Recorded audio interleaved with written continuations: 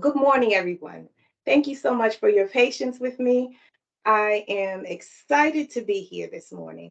As Dr. Matthews said, I am Abena Lewis-Mhoon, a professor of history at Coppin State University, and I'm extremely honored and proud to speak here this morning in a Black History Month program sponsored by the Office of the Secretary for the Government of the District of Columbia. Now, this seems like a full circle moment for me.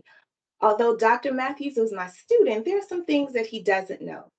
Now, I remember as a young child spending lots of time at the district building for programs or protests or festivals, celebrations, and things like that when it was across from Freedom Plaza in Washington, D.C. And then as a teenager, I was so excited at 14 to get my first summer youth job with the mayor's summer youth program. And I remember riding the metro down to Judiciary Square and working in the office of the secretary during my first summer youth job. And that job was under Mr. Iris Stolman, who served as a mentor for many, many youth back then. And he continues to mentor young people in DC public schools today. So this is truly a full circle moment, being able to present here for the Office of the Secretary in the office where I had my first summer youth job. Now, honestly, any person that grew up during Washington, D.C. during that time has fond memories of their first summer youth job and a very deep appreciation for the mayor's office. And I just want to say that the DC government has always taken care of the young people in Washington, DC in so many ways, through opportunities, through public outreach, and especially through special programming that is inclusive of all audiences like this, and especially those programs that reach out to young people. And so I'm so glad to see this legacy of outreach and community support continued by Dr. Matthews here in the Office of the Secretary with programs like this. So again, thank you, Dr. Matthews, for having me this morning. But I'm not finished talking about Dr. Matthews. Dr. Matthews is not only a historian with an accomplished background of books, articles. He directs world-renowned archives and research centers with his eyes closed, but he's also a historian that in spite of his very busy schedule, he served as an adjunct professor at Coppin State University for many, many years. And as he said, Dr. Matthews is a son of Coppin and a Coppin alum who always makes time to mentor Coppin history students. So whenever Coppin calls, Dr. Matthews answers. And so again, Dr. Matthews, I thank you. So I'd like to also thank you for your creative vision, because after the pandemic, people were in such a hurry to get back to in-person activities, which I totally understand. But I want to thank you for your creative vision and foresight to keep some programs online and available to people, not only in Washington, D.C., but in other regions like me. I'm in my office in Baltimore at Coppin State University right now. And I see several students from Baltimore that are here. But I'd like just to remind you and to also thank you for having programs like this online. But there are lots of people in other regions like myself here in Baltimore, that would like to support the efforts of the DC government and programs like this. So again, I thank Dr. Matthews and the Office of the Secretary for having me today. We at Coppin State University appreciate you and the impactful work that you continue to do. So thank you. Now today I get to do one of the things that I really enjoy, and that's to discuss the history of fashion. As a student many years ago, I decided to merge two things that I enjoyed studying, history and fashion. And I began to research fashion and the impact that Africans had throughout the diaspora on the fashion industry. And one of the things that I found when examining the fashion in the United States was how African Americans used fashion, dress, and adornment to communicate. So clothing has the unique ability to silently shape how people are seen, and at the same time, it speaks volumes about their identities. Now, African Americans throughout the history of the United States had a clear understanding of this, and they harnessed the power of visual communication to resist the traumatic circumstances that accompany our historic existence. Now, please don't misunderstand me. African Americans were able to express joy during happy times. They were able to wear certain garments for milestone celebrations. They donned pieces that were specifically for solemn occasions, too. And all of these types of clothing display various aspects of the full lives that African Americans led in the United States. But today, I will specifically be talking about how African Americans use dress as resistance. Again, clothing is more than just a covering for the body. It's used to display style, status, and self-concept. The people of African descent carried their tradition and ancestry, their heritage, their creative expression, and all of these things through everything they went through, including the period of enslavement. The first slide, please, Dr. Matthews. Thank you.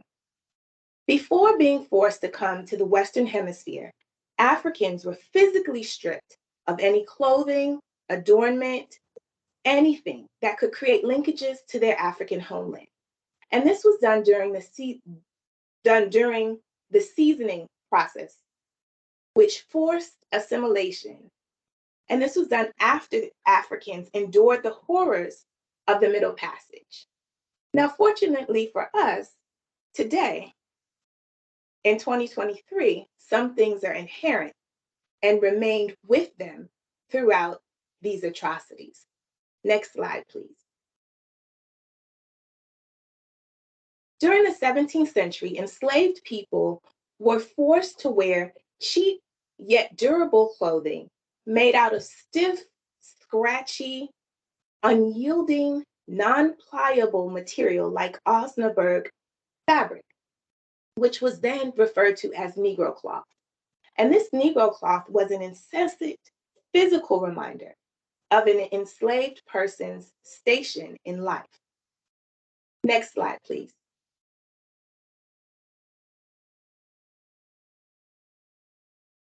Scraps of fabric were added by hand to repair holes or tears in enslaved people's clothing, which allowed them to add their own adornment to the horrible material that they were given.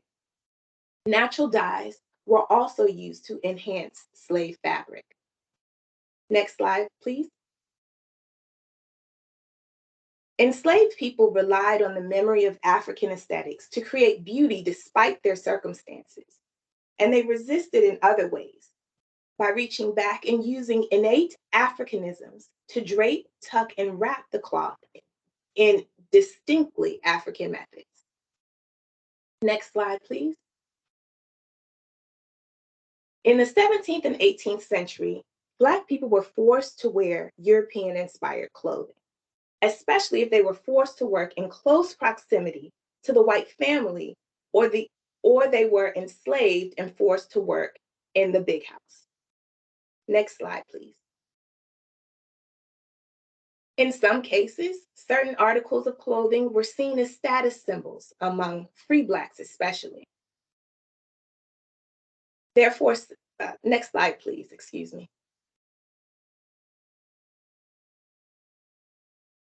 In several states, there were sumptuary laws that were passed. Next slide, please. In South Carolina, sumptuary laws forbid Black people from wearing certain fabrics in certain colors. And it was thought that these laws would prevent Black people from dressing above their station, quote, like wealthy whites.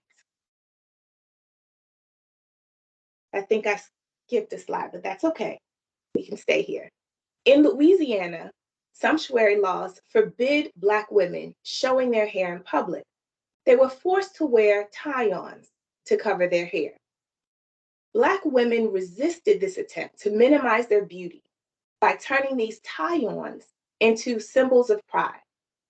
Enslaved women dyed these drab, unforgiving fabrics in different colors, and they began to wrap and tuck them in African styles. And it was very clear that these women drew on their subconscious African inspiration because these same head ties, the same styles of head ties, could be seen in the Caribbean and also in South America.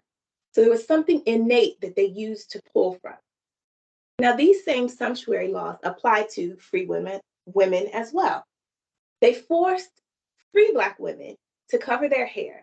However, these free women were able to purchase madras cloth, which was a slightly better fabric than the Osnaburg or Negro cloth, and they were able to create their tie-ons.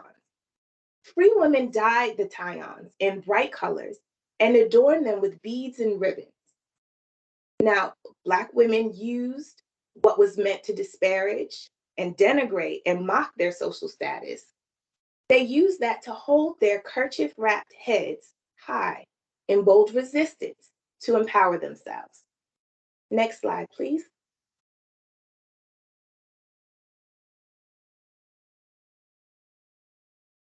During the mid to late 19th century, in a country that was still half free and half slave, and then later during Reconstruction, African Americans struggled to establish their place within American society. Navigating the road to freedom was difficult, yet seamstresses were redefining what respectability looked like for Black people. One of the earliest known dressmakers was Elizabeth Keckley. She was born enslaved in Virginia and learned needlework at a very young age. And her needlework skills were so popular that she was able to use sewing as collateral to earn money to buy freedom for herself and for her son. So after repaying her debt, she moved to Washington, D.C. and opened a shop employing about 60 people and had famous clients like Mrs. Jefferson Davis, Mrs. Stephen Douglas, and Mrs. Abraham Lincoln. Next slide, please. After Abraham Lincoln won the presidency, Elizabeth Keckley became the personal seamstress for Mary Todd Lincoln, Abraham Lincoln's wife, and sewed exclusively for her and her family until 1865. Next slide, please. Now, while working at the Smithsonian, I was able to further study Elizabeth Keckley during my work with the First Ladies collection. My favorite gown was this purple velvet dress that has both a day and evening bodice with full crinoline skirt and mother of pearl buttons. And this outfit, this dress, these pieces were all created by Elizabeth Keckley. And this dress was worn by Mary Todd Lincoln from 1861 to about 1862. Now, as a free business owning woman in Washington, D.C., Elizabeth Keckley resisted the narrative about formerly enslaved people. Now, because Washington, D.C. was the home of the first freed, and just as a sidebar, if you don't know what the first freed is, it went along with an act of Congress in 1862, which compensated slave owners for freeing enslaved people in Washington, D.C. Now, what makes this very special was that it was the first place in the South where enslaved Black people were freed. And this was before the Emancipation Proclamation. So Elizabeth Keckley and free African Americans in Washington, D.C. continued to pressure the political powers towards universal emancipation. Now, Washington, D.C. has kept this important distinction and celebration alive, which is very unique and very different. It has a whole different history from Juneteenth. And for those of you all that are interested in more information about the First Freed, I encourage you to read the book, First Freed, by Dr. Elizabeth Clark Lewis to learn more about the unique history of Emancipation Day in Washington, D.C., which I might add, the district government has kept alive with fervor for years. And I'm so proud of that as well. Now, back to Elizabeth Keckley. Now, because of the tumultuous time, next slide, please. Because of the times that the Lincoln family lived in, they had to project this image of an ideal family. And Godey's Lady Book, a leading publication of the time, said that dress was a big, big part of creating a good image. So it's no surprise that Elizabeth Keckley taught this to the Black women who surrounded her as well. Her sewing students, the seamstresses that worked with her, family, and friends as well. Next slide, please. In some of the oral interviews that I conducted when researching Elizabeth Keckley, several women had family members like aunts or grandmothers who were taught by Mrs. Keckley. And they shared that same sentiment that Black women could change their image by, quote, dressing better and looking like something. Now, these women also shared with me a special style of sewing that only Elizabeth Keckley did, and they called it the Keckley stitch. Next slide, please.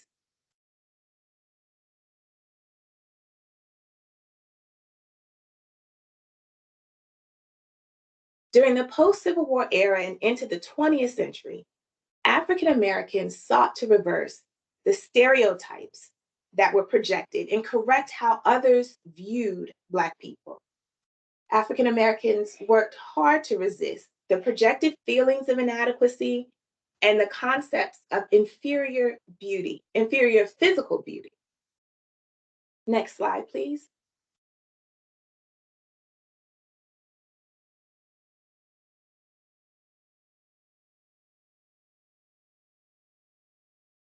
Next slide, please. Thank you. The notions of respectability and the idea of what defines a lady directly contributed to the subordinate social status of Black people. And during this time, the ugliness of the Jim Crow era enveloped the United States, and it urgently compelled Black women to resist by defining their own virtue and shaping their own cultural standards. Next slide.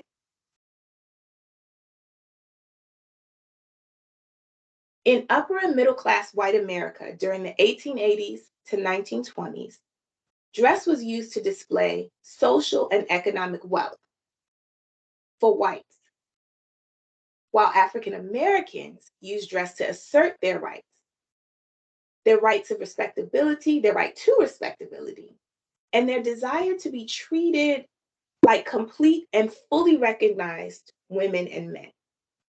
Black seamstresses and tailors worked fervently to create a virtuous African American aesthetic that was all their own and very different than white American society. Next slide, please.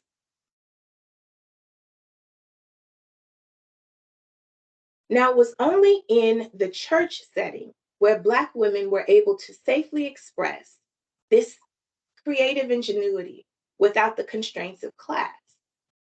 Black women were able to wear clothing that they created with brand new fabric or from altering hand-me-downs from another person or restyling items that they found or received as gifts. Next slide, please. They created clothing that they deemed appropriate for ladies and gentlemen, which was a moniker reserved only for white women. So these African Americans wanted to be seen as ladies and gentlemen in a time where Black people could not ever be seen as a lady or called a gentleman. Next slide, please.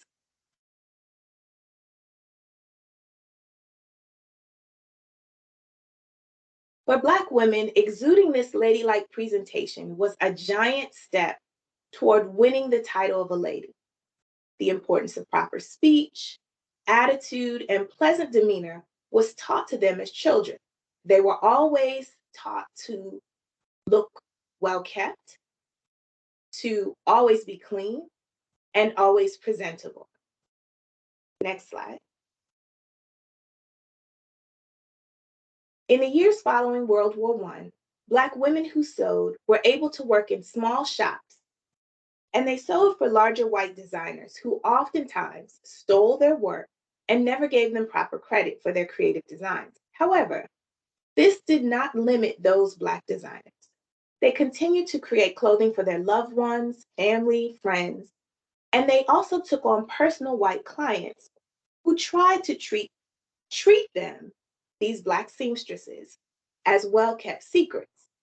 Now, these Black designers, these seamstresses or dressmakers as they were called, quickly realized their worth, and they were able to resist non-African American employers who tried to objectify them and treat them as their own personal prized possessions, which was very reminiscent of slavery.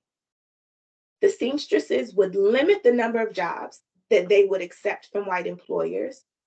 They would assert their autonomy by being very selective with the white employers that they worked for. And they would only accept work from employers who they felt were worthy to receive their dresses or their clothing. And they would only accept work from people who also respected them as human beings or designers, and not simply just objects that they could own like chattel.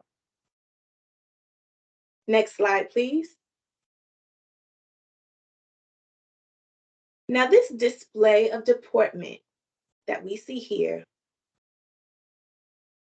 was depicted at all times. So in fact, this defense was designed to unobtrusively resist, to quietly defy the disdain that Black women met at every turn. Now, during the March for Women's Suffrage, 22 determined Black women desired to stand in solidarity with other suffragettes to demand the right to vote. Now, these daring women were totally disregarded and directed to create a segregated section where they would be diminished and all but disappear into the background. These women were told unequivocally that they could not march with white women, not march next to white women, as these white suffragettes only engaged with Black women when it was convenient for them and it was to their benefit.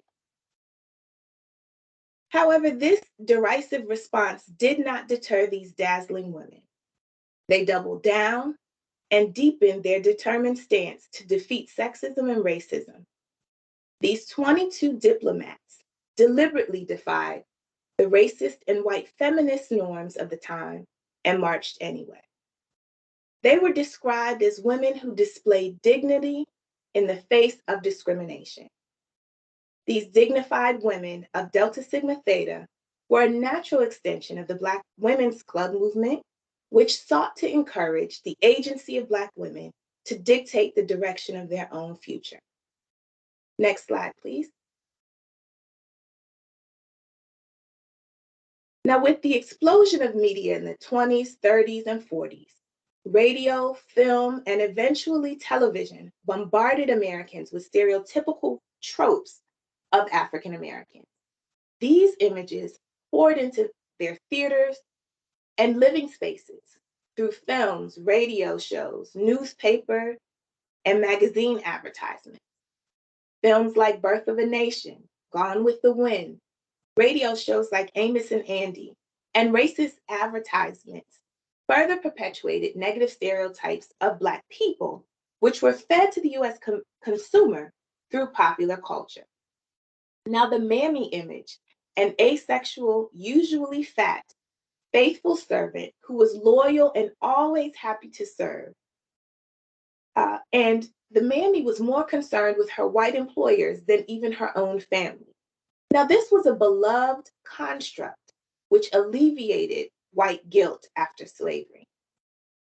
The Jezebel image, which you see in the middle, was usually the antithesis to the mammy.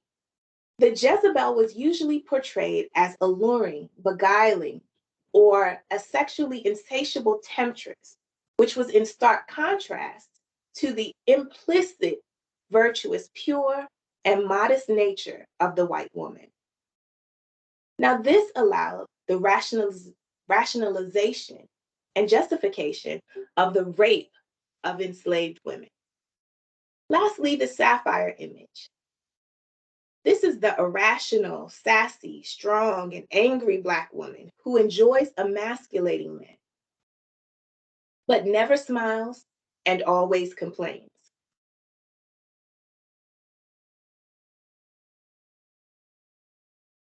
These are just several images, several stereotypical images of the time. Can you all still hear me? I'm getting a message that you can't hear me. Okay, I'll keep going. Let me know if you can't hear me. Okay, thank you. Next slide, please.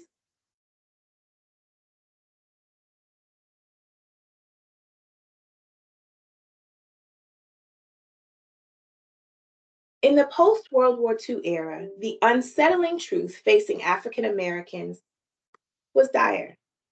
The racially charged atmosphere in and around urban centers and rural towns alike, which encouraged the lynching of Black men in uniforms who returned home after fighting battles in foreign lands for a country that refused to punish those who acted unjustly against them. This was the reality that they returned to. And this was the reality that African Americans who remained in the United States during the wars continued to exist in. Groups like the NAACP and National Association of Colored Women had been fighting this type of injustice since the early 20th century. Next slide, please.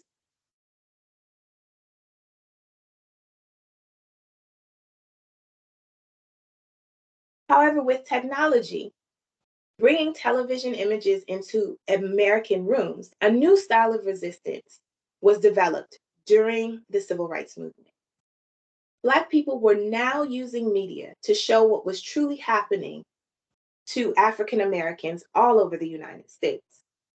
Now, these visual images were powerful, and these images were broadcast into the homes of Americans daily. And because of the sensational nature of the protest movements, Black men and women were able to harness this power and showcase who they really were. They became walking resistance movements before they even picked up a sign or participated in a sit-in or sang a protest song. These men and women understood the power of dress as resistance and used it as a tool for visual representation to broadcast these juxtaposing images of clean, well put together Black men wearing proper hats and suits, ties with crisp white shirts and hard shoes, and women with blouses and skirts and hats and sometimes gloves, along with children who were dressed as if they were heading to Sunday school, but instead they were peacefully protesting, and they were conducting themselves with decorum and looking respectable.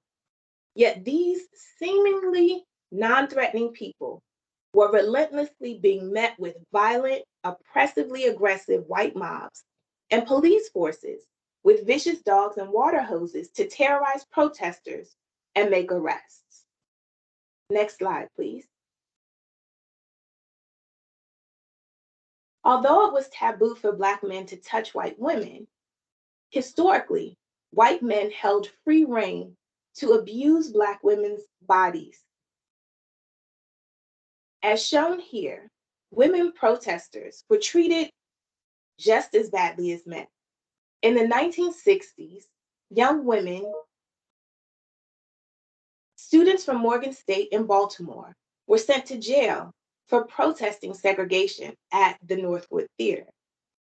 Pictured in the middle, a young woman with CORE, the Congress of Racial Equality in Tulsa, Oklahoma, went limp in protest and had to be carried to be removed from the protest and then carried again to be placed in jail. In the last picture, young schoolgirls from Farmville, Virginia, protested segregated drugstores. In each case, these women were impeccably dressed. These types of images, images of women and men impeccably dressed, protesting peacefully, brought national attention to the civil rights movement. This evoked empathy for some white Americans, but ultimately it embarrassed the federal government so much that they had to take action. They were forced to, otherwise, they would not have rectified this situation. And they had to do so before the United States lost its powerful standing in the global market because of the way the United States was seen treating its own citizens. Next slide, please. Now, the urgency of the late 1960s and the 70s was reflected in the dress of the Black Power movement, which was very different than the civil rights movement. The philosophy to resist racism by improving Black life could be seen in the all Black silhouettes with tilted berets of the Black Panther Party for self-defense. These uniforms evoked a feeling of power and unity. The leather worn with these outfits signified an assertive toughness that had not been seen or felt before by the American public during the nonviolent civil rights movement. The militarized nature was intentionally designed to convey organized discipline. This image created fear in the American public. The fear was the powerful representation of Black people who were no longer asking for rights, but willing to take it by force.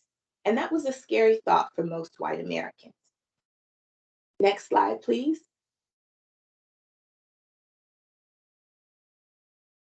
The following decades, the late 70s, 1980s, and 2000s, were filled with various political movements.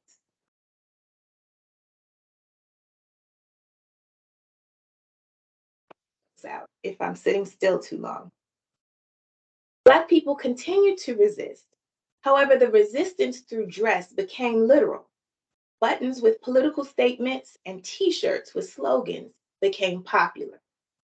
People didn't participate in marches as much like in the previous decades because now people had the autonomy to protest by simply wearing a shirt or placing a button on their coat. The slogan on the shirt had the power to start a riot, get people removed from flights, send people to the voting polls, or maybe even get people arrested. So instead of using their own bodies to physically protest issues, people preferred to wear their protests on their body. They wore a t-shirt to, quote, bring an awareness to a particular idea. Now, to me, Black dress is an extension of the culture that started in Africa. Yes, throughout history, Black people were forced to acclimate and dress in a way that emulated European style, and they were forced to embrace white standards of beauty. But I have found that people of African descent have always resisted total assimilation by adding innate Africanisms or throwbacks to African culture and the African cultural aesthetic. People have created alternative self-identities, self-representation, and communal beliefs for themselves and about themselves. Now, as the dress and cultural aesthetics of African Americans continues to move throughout history, I believe that it will continue to defy and resist stereotypes, while the wearer is able to assert themselves strongly with dignity and a quiet but resolute and strong resistance. Thank you.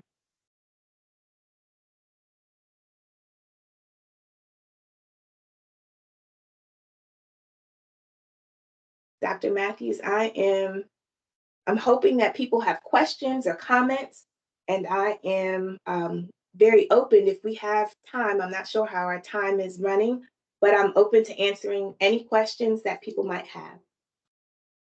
Well, I am going to change the settings so that people can turn on their mics. So I'll allow camera and mics for attendees. So if anyone has a question, please feel free to unmute yourself and ask your question. And welcome. Oh, and before we finish, I just want to give a shout out to Dr. Vicki Suggs Jones of North Carolina Central University, who is here with us. So thank you for joining.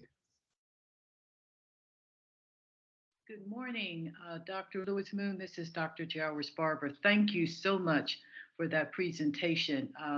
My only regret is I didn't know in time enough to have my students, especially our fashion merchandise students, listen into this. Was Dr.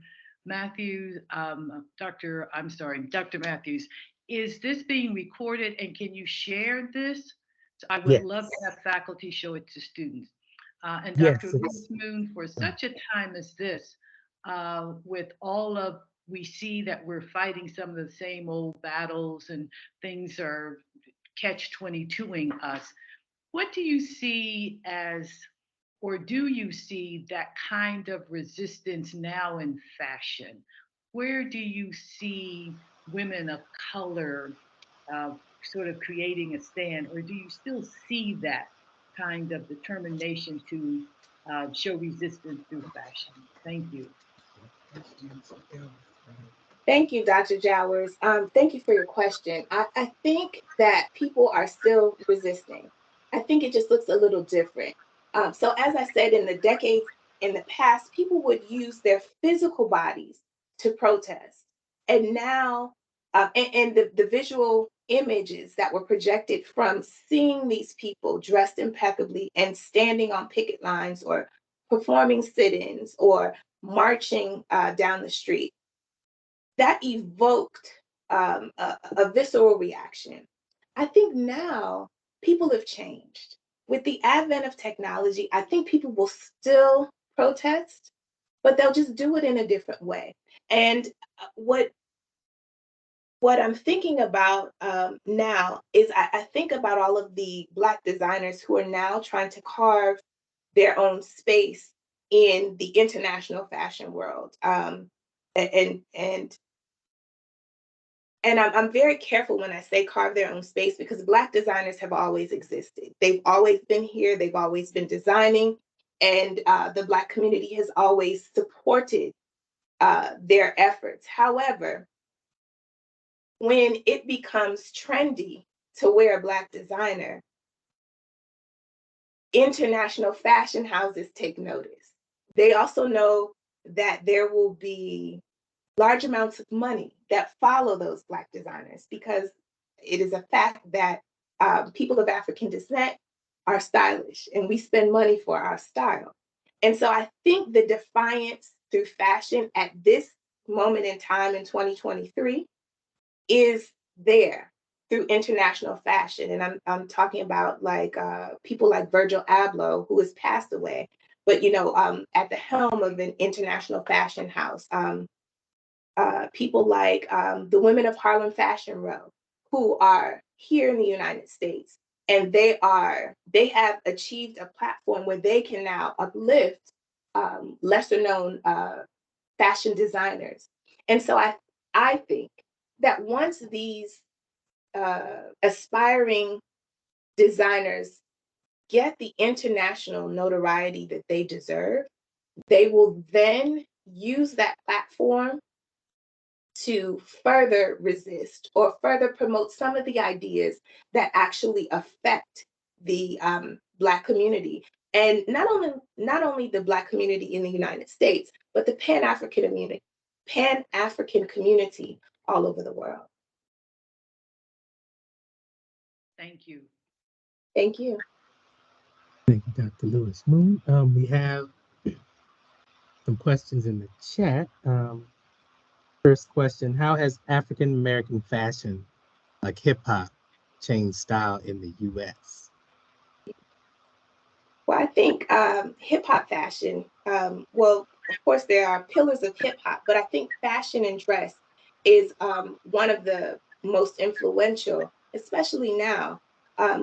You can't think about hip hop and in this 50th year celebration of hip hop without thinking of the style and dress. Everything from the hip hop of the 70s, where fashion was influenced highly by the disco era into the 80s, where you might remember the bamboo earrings and the interesting hairstyle. And I wanted to make sure that I mentioned that hair and adornment is also a part of dress. Today, I spoke on dress, the physical dress as resistance, but hair and jewelry adornment is also a very major part of the aesthetic, the Black aesthetic. So I just wanted to say that. But in the 80s, there was a particular style with the bamboo earrings and the track suits. And again, going back to Dr. Jauer's question, we saw the logos from Dapper Dan and many of the um, stylists that were not embraced by large fashion houses, but were always supported by the Black community. In the 90s, the hip hop, the genre shifted a little bit. And so with that shift came the shift with fashion as well. And so it's particularly looking at women in fashion in the 90s, hip hop artists, and how their sound changed, which also in turn changed the fashion. People moved from women, especially moved from wearing tracksuits to very revealing outfits, and then on and on and on. So I think hip hop and fashion and style go hand in hand. And as hip hop changes, so will hip hop fashion and style. So our next question is, what other ways do you feel like our dress and culture have fought the boundaries people have tried to put on us? Not just literal slavery, but even in low-key ways. Hmm. I think that fashion, specifically personal fashion, has given African Americans impetus to create boundaries. And especially when those boundaries were not respected during the period of enslavement, through Reconstruction, through Jim Crow segregation, um, many times African Americans did not necessarily have agency over their own bodies. And so fashion and dress, and I must include dress and adornment, including hairstyles, allowed African Americans to express what they were not able to say. So their dress, their the way they styled their hair, um, they were able to creatively express themselves in a way that a lot of times made the white public feel uncomfortable. And in the presentation, I talked about the sumptuary laws that were enacted in various parts of the United States because whites were very fearful of, I mean, it sounds silly to say now, but Black hair. So they were scared of Black hair and the connotation that Black hair carried with it. So it wasn't the actual hair growing out of the head, but what it meant and what it represented. And especially for free women of color in certain places, being able to have purchasing power, they were able to buy different types of cloth, and they were able to adorn these forced head wraps that they were um, forced to wear covering their hair, but they were able to adorn them, which made it even almost worse because the head wraps were so beautiful that they attracted attention. And the attention that they were trying to divert away from these women, enslaved women and Black women, it just didn't work. That actually leads into the next question, which is, what is the proper name for the head wrap? Um, there are many different names. In Louisiana, for example, in the 18th century, they called it tions, and it's spelled Tignon. They're called kerchiefs, short for handkerchief, but they were head kerchiefs. They called that some places. They were scarves, head ties. So there were many different names. It wasn't just one. So I'm going to leave the chat and go to Janice. I can't read your full name because it's blocking it, but Janice, you have your hand raised. I think you're muted, but maybe I just can't Yeah, hear you're it. muted. I did. Nope, nope. There I'm you unmuted go. Oh, now. I just had a comment. It just I want to thank you because it reminded me of. I guess I was maybe 10 years out. I went to Bennett College for women, and at the time, when I guess some friend of mine who was there 10 years ahead of me, that whenever they left campus, they had to wear hats and gloves anytime they left the campus and dresses. They could not be seen in pants and it was kind of foreign for us who was less than a generation away to even imagine that whenever you left campus, we had programs called ACEs programs where when we did, and they were academic and cultural enrichment. That's what it stood for. So whenever we went, we had to wear dresses into the chapel, even in the 70s. So this was kind of a reminder. And as the decades have gone by, and I go back and visit the campus, just like you said, the and I think it's kind of a more of a protest or individuality more so than anything else. They do like to dress, but you don't have to dress leaving campus. You don't have to dress going. They still have the ACEs programs, but they're not required to dress, although they do have formal academic times of the year where they do dress. And it seems like, it's like they enjoy the dressing up, but it's kind of like on their terms. So, I want to thank you because it brought me through the appreciation of what, how my college has changed down through the years, and how the individuality has come forth. But the more things change, in a lot of ways, things stay the same because they look forward to those academic days where they do wear dresses, but not every day and not leaving campus. So I want to thank you and, continue. I look forward to more presentations, especially hair adornment and jewelry.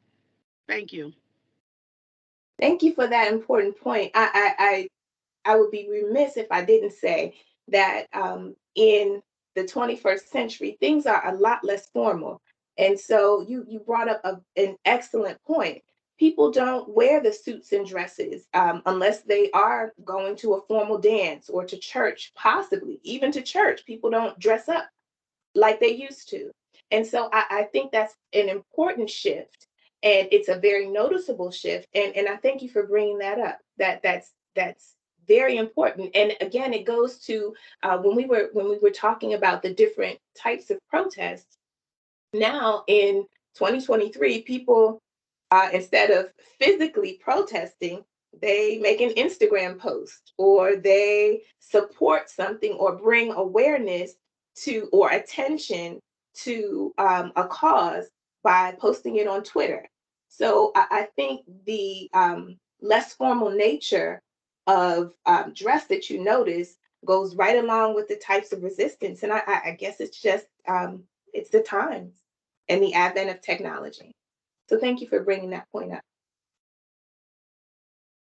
Right. So we have a lot of questions. So I'm gonna try to get through them all. Did the black seamstresses ever get paid for their work by the white women when they were being kept as a secret? That's an excellent question. Yes. So it depends on where and what period in history.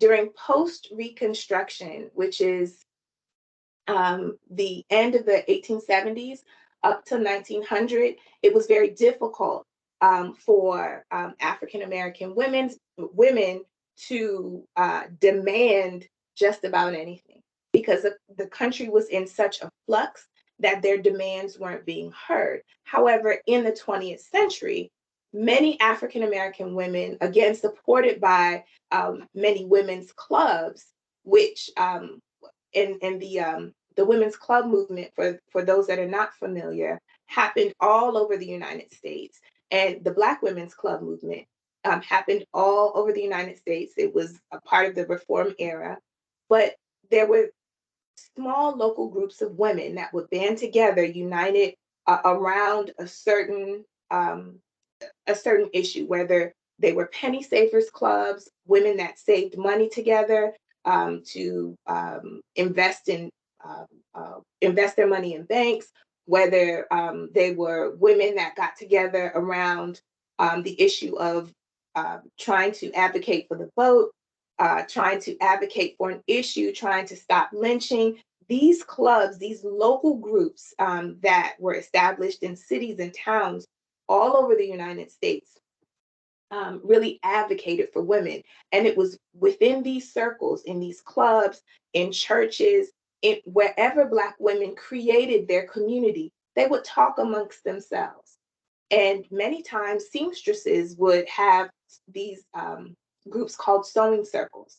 And the seamstresses in a certain area might know each other. They may go to the same church. They may be in a club together. And they would share this type of information. So and so is a good employer. She's not going to rip you off. So and so is going to pay you. So and so is going to respect you. And so these seamstresses created their own, um, I guess it would be like, to put it in 2023 terms, their own Twitter. So they could explain where to go, who to accept employment for, and how to get paid. But they also shared the amounts that they were paid so that they understood their worth. They understood how much they could ask for, how much they could expect to get, to receive for an item, and if they would actually get it. And by that time, they were so sought after, their work, their skills were so sought after that most of the white women that were seeking these Black seamstresses would pay whatever amount for their work. Sorry, my light turned off again. Um, So they would get paid, but it depends on what time. But again, it was that agency that they created for themselves, and that was the only reason why they would get paid, because they were assertive and they used that to make sure that they got what they were worth. Awesome. So our next question is, how have Washington, D.C. designers been leaders in style and fashion? Good question. Thank you. So it's interesting. And I just touched on things very briefly in my presentation. When I was talking about Elizabeth Keckley, and I'll start with Elizabeth Keckley because she's the most well-known seamstress in Washington, D.C., historic seamstress. She, like I said, she used her skill to earn enough money to purchase freedom for herself and for her son, but she didn't just keep all of that to herself.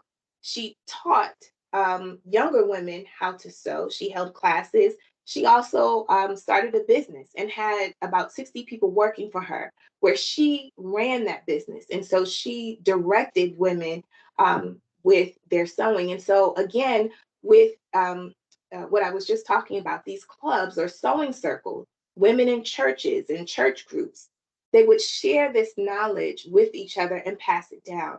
And so in some of my oral interviews, they talked about this particular knowledge that only students of Elizabeth Keckley um, knew.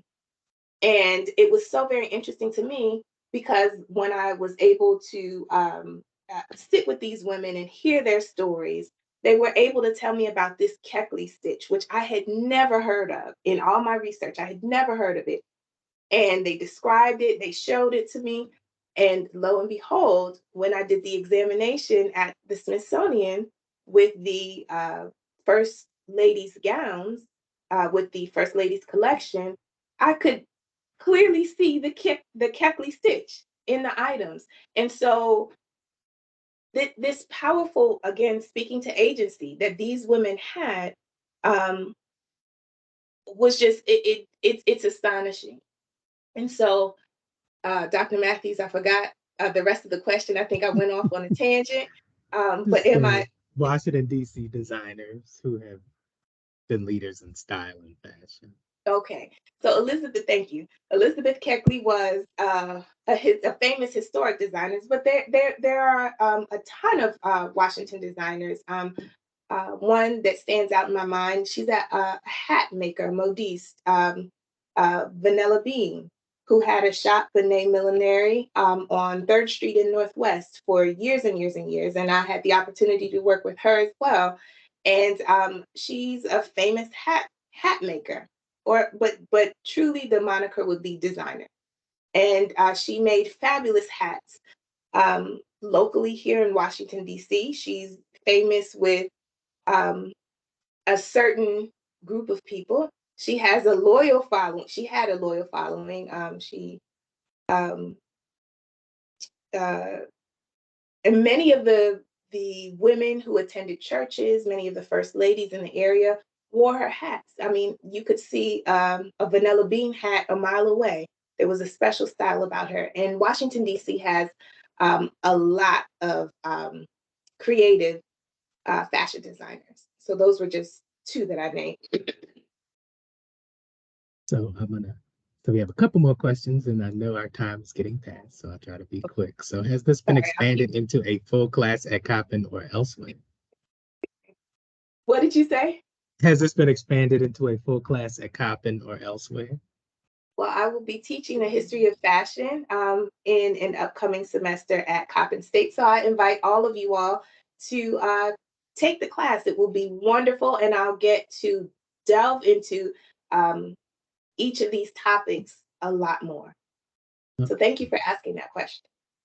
Awesome. Now, how would you say this relates to the protests still to this day about women wearing their natural hair in the workplace? Well, I thank you for this question.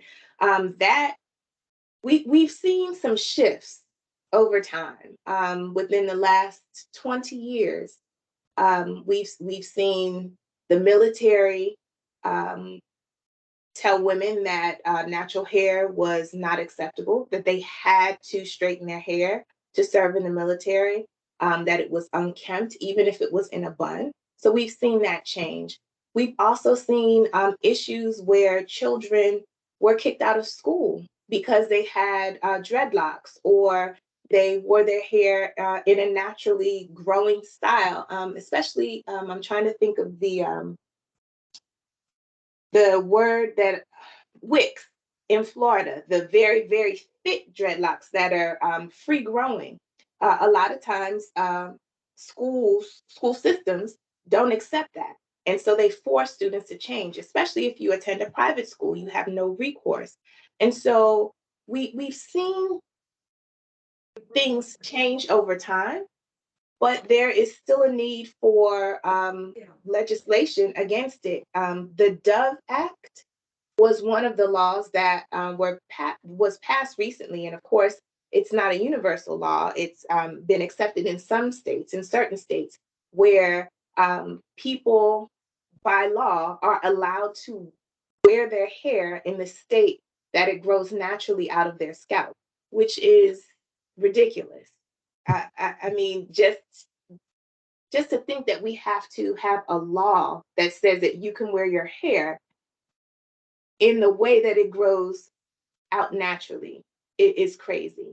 But I think progress has been made, but there's more work to do. So thank you for that question. Now we have another question, which is interesting. You discussed the impeccable dress of civil rights protesters and how their fashion choices was a form of resistance. Fast forward to the last few years where we are seeing the recent trend of school dress and grooming codes being the new, quote, whites only signs. What is your assessment of what appears to be a reverse psychology? School dress and grooming codes. Yeah. Are we talking about, is the person that asked the question, can they unmute themselves and explain? Dr. Suggs Jones, could you unmute yourself?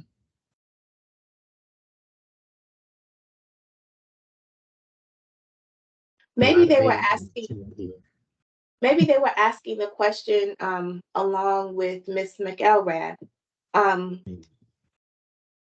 that pertains to maybe dressing in college on the university level. I'm not sure which level she's referring to, but perhaps it might be in a private school or a public elementary school.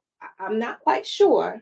But I do know that in different counties, there are county regulations for dress codes. I can remember when I was growing up, and of course, I grew up in Washington, D.C., and so DC is a very special place. And so I don't think we had restrictions at all that applied to appearance as far as skin, hair, physical appearance like that. We had regulations that your skirt must come to your knee, or for gym class, you had to wear sneakers. But I can't remember there being a time where in DC that things were so regulated. And so I'm assuming that she's talking about a private school or something like that. And yes, it is a huge problem. And I'm not, I want to make sure that I answer the question clearly. So perhaps She says she can't get her mic to unmute. Okay. Okay, I understand. Well, thank you for the Oh, question. I her wish I question could. was along with the idea, and it just disappeared because of that happened. Her question goes along with the idea that dress codes today are used against Black students as far as dress, typically at private schools. Okay. Okay. Yeah. Uh, okay. So Yeah. generally, when I think about private schools and dress, they require a uniform. So maybe is it Yeah. I students think can't that's purchase it, a where they're trying uniform? to regulate what the students wear to keep them from being able to express their cultural identity. And so, that immediately made me think of the episode of The Fresh Prince of Bel-Air, where this first time student from an urban center goes to a very wealthy private school, and he's forced to wear the uniform, and again asserting his own style. He turns the jacket inside out so you can see the lining of it, which is very colorful. Again, evoking an Africanism, um, um, dressing with lots of color and lots of aesthetic, and he flips his collar up, and he does things that are considered cool. But honestly, these things are Africanisms, and I do agree that if personal style is restricted, then that is stamping out um, personal style and fashion autonomy.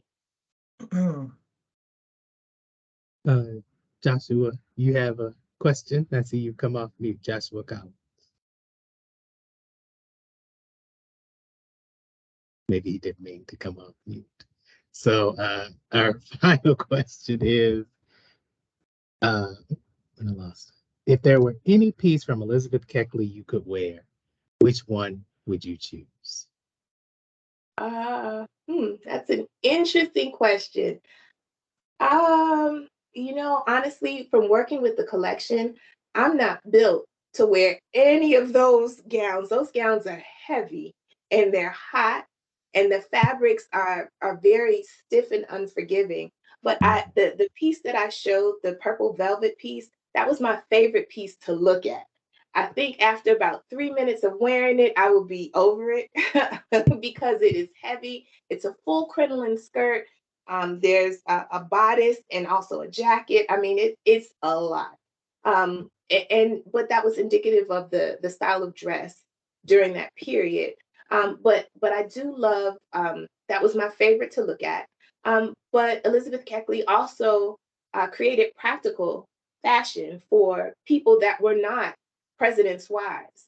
I mean, she created gowns, and there would be gowns to us, but they would be everyday wear for women of that time, of lighter fabrics with the bustles in the back and the gathers. And I mean, they were just beautiful, beautiful pieces. So I could see myself in one of those. But the gowns of the elite, I would be done in about 30 seconds. Well, thank you, Dr. Lewis-Mhoon, for coming to speak with us today. I think it was a great presentation. I learned a lot, and I loved your presentation. Glad I got to participate. And so thank you for coming to join us today and sharing this great information. I will share the recording so that your students can see it. In the chat, you will see Ruth E. Carter exhibit at the North Carolina Museum of Art from April 1st to 6th to discuss Afrofuturism in costume design. So the link is in the chat. Check that out. I just wanted to thank everyone who attended this discussion today. And I'm so very happy to see people from different places. And again, I'd like to thank you, Dr. Matthews, for inviting me. And thank you for your foresight to have this online, which is inclusive and inviting to people from all over the United States. I see people from everywhere. So thank you so very much. And I was able to attend a talk with Ruth Carter, and I saw some of the virtual showings from the museum, and the exhibit is fabulous. So if you are able to attend that and participate in the and watch the discussion, it is so worthwhile. And again, Dr. Matthews, thank you so much for having me. And to all of the attendees, thank you for coming. If you have any questions, I can be contacted. I'm at Coppin State University. So please feel free to contact me via email. Thank you so much. And thank you for listening. Thank you all for coming. Have a great day.